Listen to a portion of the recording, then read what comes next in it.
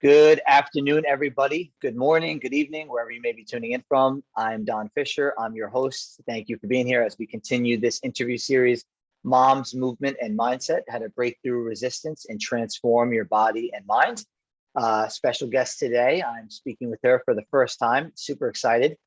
Something I personally have not experienced yet. I hope I don't have to experience it, but I know I got somebody in my corner if I do. And that, of course, is Allison Jeffereys. She is a divorce coach, motivational speaker, and author of the best-selling book, A Woman's Guide to Surviving Divorce. As a divorce coach, Allison helps professionally successful women face their grief, fear, and loss to recreate their lives and begin living on their own terms. She has earned a degree in psychology before embarking on a 30-year corporate career. During her career, she worked for multiple Fortune 100 companies in the financial sector, at one point teaching mostly male financial advisors how to work with women and their money. Allison retired from the corporate world 5 years ago to reinvent herself and her career. Giving up the constraints of her professional life allowed her the time to spend with her aging mother, build her dream home with the love of her life, and publish her book in 2018. Hi, Allison. How are you today? I am wonderful, Don, and thank you so much for inviting me to be part of this amazing summit that you're putting together. Yes, thank you so much for being here. I know we all got time to use, and so you choosing to, take some of your time to be here is it means a lot. So with that, we'll just jump right in. So with the first question to you, and this is definitely going to be an interesting take. I'm going to be speaking a little bit about divorce today. When you have people or clients who want to move forward toward a specific goal, are there any tips that you could give them for overcoming the fear and the anxiety or the resistance that they might face? Well, coincidentally, as I was doing my post on the social media today, I came across a quote that I had saved. And I said, this is the perfect quote for today. And it's by Zig Ziglar. And he says, the 3 C's of life are choices, chances, and changes. You must make the choice to take a chance if you want anything in life to change. And that just struck me exactly as the content of your summit, helping people move beyond, get through that resistance, break through that fear. And to summarize what I had wrote, it was, making the choice. That comes. We make that choice, it's done. Okay, it's not an easy choice, but it's a choice that something has to change. And then we can change our behavior to see if we can affect that change in our lives. The problem is that middle point, that chance, taking that chance. That's the sticking part. Because when we take a chance, you've got 3 possible outcomes. Nothing changes, things get better, or things get worse. And if you're in a divorce situation, the women that I coach, they're already feeling pretty beat up. They're already feeling pretty unlucky and down on their luck. So that taking a chance, betting on that good outcome, is one of the hardest things you can do. It's like going to the casino when you're broke. It's kind of hard to spend your last $20 trying to make some more money. So it's that taking that chance, having that trust, having that faith, not only in yourself, but in the world, that things will get better. And so for me, that's the most important thing for people to remember is that, yes, for it to change, you're going to have to take a chance. So if you're going to take a chance, take it now. Let's get it going. Yeah, no time like the present, right? And obviously the whole theme of this interview series, the theme of this summit is overcoming resistance. And sometimes I feel people are not even aware to what that is or where it even comes from. So in your experience, with what you've seen from clients, where would you say resistance does come from? It comes from fear. To me, in our lives, there's 2 major motivators, love and fear. And love can be for a host of different things, but fear is the one that's irrational. If you're afraid of snakes, I'm sorry, I'm not. It's a snake. It'll leave if I don't do anything. But there are people that will lose their minds over a snake. And that's irrational because the snake has never touched them. They may have never touched a snake. And so when you're facing divorce, it's that irrational fear of everything and anything that can go wrong. And the biggest fear is the fear of, you had that dream of what your marriage was going to be, what your life was going to be. And the fear is, if I get out of this marriage, no one else will want me and I will never be able to live that dream. So as long as I stay in this relationship, I have this twisted chance of having the relationship that I want.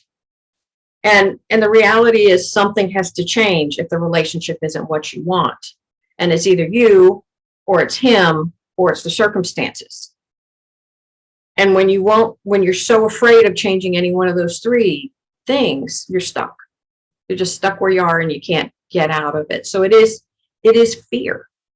Fear of the unknown, fear of what you can imagine, fear of what you can't imagine, and fear that you're unlucky enough that it never will get any better. And the reality is, it always does. It always gets better. Would you say that this fear comes from what I'm hearing from you, if I'm hearing you correctly, it seems like there is some sort of like future tripping involved, people wearing, like you said, fear of the unknown. Do you think some of that fear of the unknown comes as a result of conditioned beliefs from the person's past? Absolutely. Absolutely.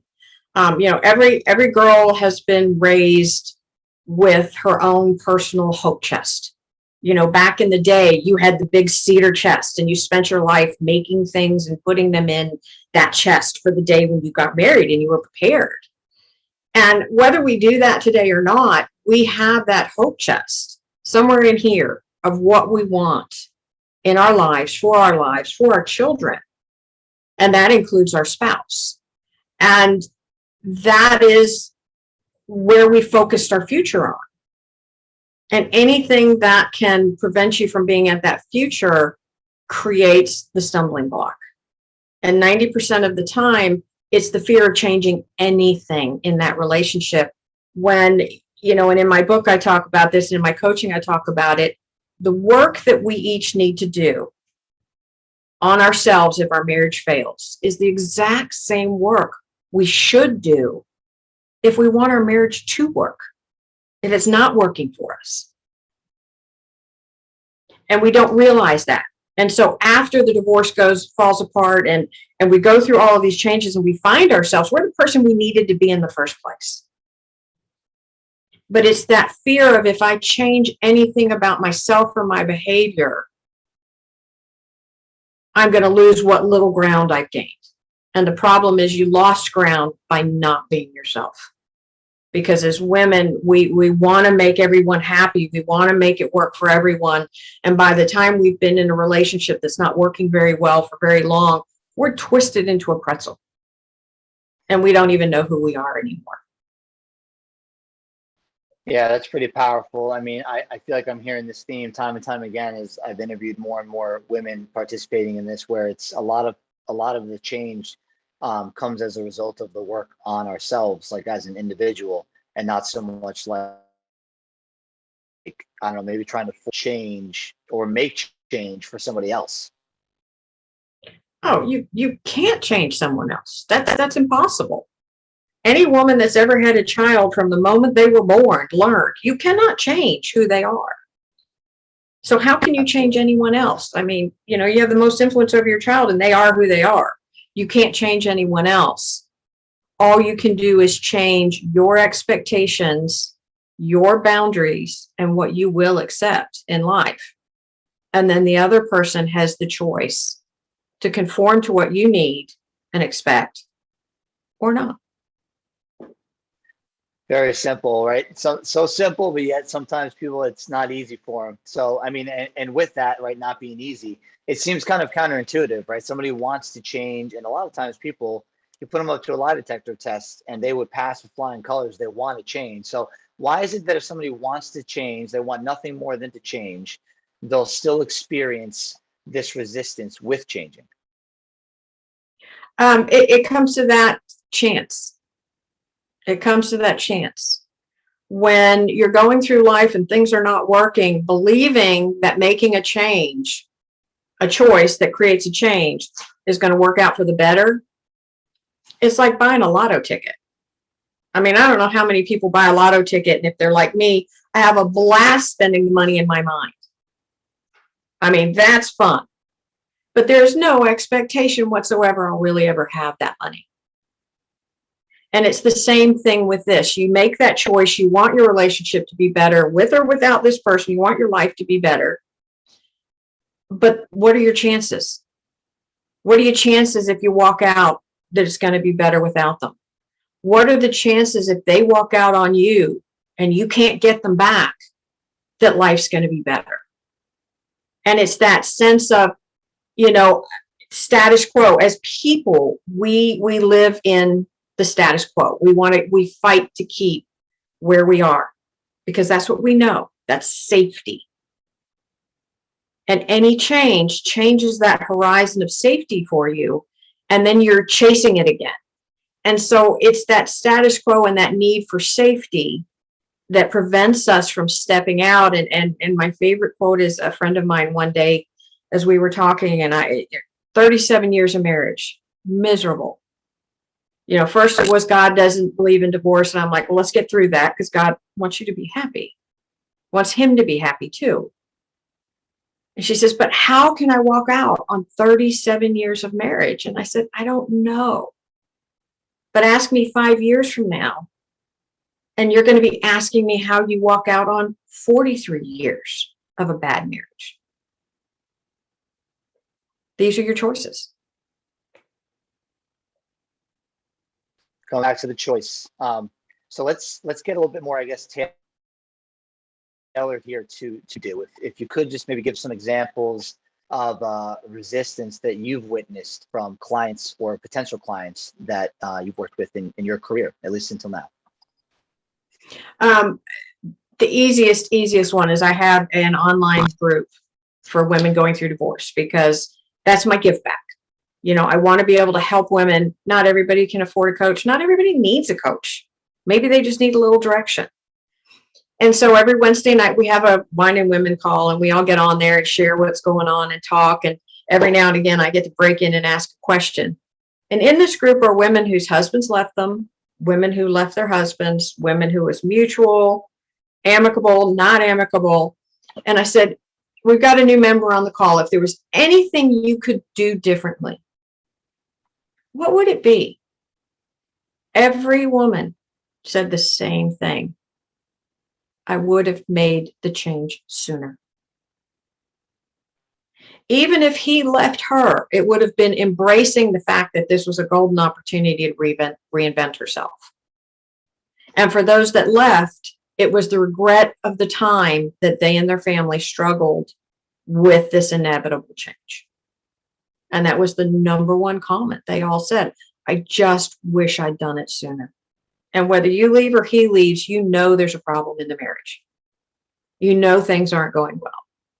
But yet, rather than facing them, embracing it, and trying to fix what they can before the change comes, they stick their head in the sand and hope it goes away. And so that was the 100% across the board thing every woman said. And I can agree with it too, because I've been through divorce. And yes, that is the one thing I do regret. Why didn't I do it sooner? So something that's just kind of coming to mind with you kind of saying everything you just said. And I've been divorced, but I've been in relationships and ultimately have broken up and been broken up with. How does somebody kind of work through that battle between head and heart, or the mind and the heart, because there was times, at least for me, right, I knew kind of logically, on paper, this is just not working. And I felt it was the right thing to do. But in my heart, I just didn't want to let go. And that was more of the struggle. I was battling with those two things, not so much the other person. And I'm going to assume that other people, maybe to an even stronger level, especially being married, maybe deal with that a little bit too. Well, here's something really interesting that I found out not too long ago. And we think it's the battle between the head and the heart. It's really the battle between the heart and the head. Because what we don't realize is we have some 40,000 specialized neurodendrite something cells in our heart that are actually brain cells that reside in our heart. And so when we feel those things here, it's those brain cells trying to work through, not these, because these are logical. These are fight or flight. These are do or die. These are left or right, black and white, straight, You've got two sides of your brain, you make decisions. But your heart, where it gets gummed up, what's best for me? So a long time ago when I was struggling, I asked my grandmother that question. How do I know when it's time to leave? And she said, I don't know. I was married to your grandfather my whole life. She said, but here's how I make those tough decisions. I picture myself 90 years old sitting on my front porch, looking back on this moment. Will I even remember making this decision? Because if I won't, it doesn't matter. But if I will, what will I wish I had done? And in that moment, when you get quiet, when you envision yourself at the end of your life, looking back on the successful life that you lived, your heart, those brain cells in your heart will tell you your answer. And you'll know what you wish you would have done. And it makes it very easy. Wow, that's awesome. Thank you for that. That's something I'm going to put in the piggy bank there for the for the future here. But yeah, no, that was powerful. All right, so we'll keep moving it along here, but that was definitely a powerful moment. So when it comes to you, like working with potential clients here, and I feel like this is probably what a lot of coaches deal with. But when potential clients voice their concerns about committing and working with you, whether it's money, time, they just feel like they're too busy. How do you coach someone through those moments and help them to get out of their comfort zone? Well, sometimes, you know what? It's not financially possible. And I just say that up front. Sometimes it's not financially possible to hire a coach to work with you for 6 months, 8 months, a year to get you through this long-term process. And in that, there's no coaching that I can do. All I can do is help them find alternatives, which is why I have my group, which is why I'm like, here are all the resources, read these books. I've got a whole list of books that I work through with my clients. I'll give them the reading list. I make myself available for, whatever they need. Come join the group and let's just get you going. But the reality is there's some women that really need more than just dealing with the divorce. They need recreating themselves. They're women who know there's something better for them out there and they don't have a clue how to find it. And that's what happened to me. I had no clue. So I had to live life long enough knowing that I was the common denominator in the past. How did I become part of the solution going forward? And it took me 8 years to really work through all of the steps and the stages and the information, the grieving process that comes when you lose your spouse. And I know people say, well, he didn't die. Maybe they wish he did, but you did lose your spouse. And that was just a joke, I know. But you did lose your spouse. And the reality is you grieve that loss. Maybe not the putz that he really was. Maybe the dream that you had of who he was supposed to be. But when you're in that situation and you still want that dream and you know that you have to do something in here, it's about committing to yourself.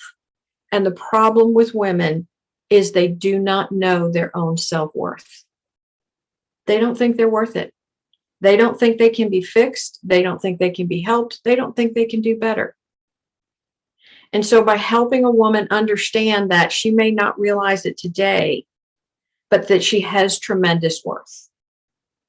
And when I asked the group, come next week and tell me something about your self-worth, they all smile. Until I say, and it cannot be your job, and it cannot be that you're a good mother. No answer. If that's the only way you define yourself, you have totally lost track of who you are and your self-worth. And so by helping women understand that they do have worth and that when they find that worth, everything else changes. And that in getting that divorce, if they go through that divorce without a concept of who they are and what they're worth, I can guarantee them their divorce settlement will not be what they need. So it's about finding their personal worth and understanding their financial worth at the end of that relationship, not to gouge, not to be unfair, but to protect themselves and their children. And when we can recreate that sense of worth for them, everything else gets better. And so when that's what they want, when they want that change, they just don't know how to find it. They don't know how to get there. And they're looking for someone to guide them through it. Then it's a no-brainer. And we just figure out how to make it work. Yeah, I mean, and you talking about recreating yourself, something I haven't experienced this, but I've heard is that a woman, she gets married and she becomes a wife. And so she stops necessarily being her, maybe some, not everybody, but she stops being her and she just like her, she's a wife. Like that's how she identifies. And then she has children and now she's a mother and maybe she kind of stops being a wife and now she's a mom. And then one day those children go off to college or the military, or they start working, they move out, and then the husband's not really there anymore. And then who are they left with? Right, themselves. And I just feel like that's where that's where you come in. Like you could definitely help them to rediscover that possibility of what was there like the years before. Yeah, I had to go through that journey to understand it. I was literally living a life as two people. I was my corporate person, and I had my vehicle for work, and I had my suits and my makeup and all the good stuff, my briefcases and shoes and all the fun. And yet I was and I was myself at home. I'm a horse girl. I'm a jeans and t-shirt. I'm a get outside and be out in the sun and enjoy the scenery and ride horses. Okay. And my friends would be like, well, all these men you meet, how come you don't date anybody? And I'm like, because if they like who I am at work, that's not me. So what I had to do was take that time through my grieving process and put those two people together into one. Look back at what did I do wrong? Where did I not serve myself? And my mother told me one day, you got to lay down to be a doormat. What happened to my daughter who could hold her own against her two older brothers? I had to find me. Just like every other woman, they're in there, but they're so lost because we've done everything we needed to do to be what we thought we were supposed to be, because that's the way we're wired. That's who we are. That's what we do. And so it's a matter of taking the time to relearn, rediscover, learn to love yourself again. Because how's anybody else going to love you and value you for who you are if you don't? And that's what I believe is important. So in rediscovering, oneself and loving someone's self again, it's starting to kind of bring into the picture a sense of hope. And so with that, I feel like it kind of leads into the last question here so perfectly. Can you speak a little on how overcoming resistance develops strength or resiliency and allows for someone to face larger challenges down the road, or, right, in this case, maybe a new relationship? It's the way I ended my book. I wrote my book and it sat for those 8 years because I'm a Disney fan. I admit it. I love PG movies and I want a happy ending. And I wrote all the gut-wrenching stuff, all the tough stuff, all the anger, all that. And I couldn't finish the book till I had a happy ending, which meant I had to live it. Now, it didn't mean finding another man. It meant finding me. And the last 3 chapters of my book are laugh, live, and love. And in the first chapter, it invites people that can't read any further to go to the ending, because it's a very clear picture of when you find yourself, when you find your worth, when you learn to love yourself, what life is like and how the opportunities unfold for you going forward.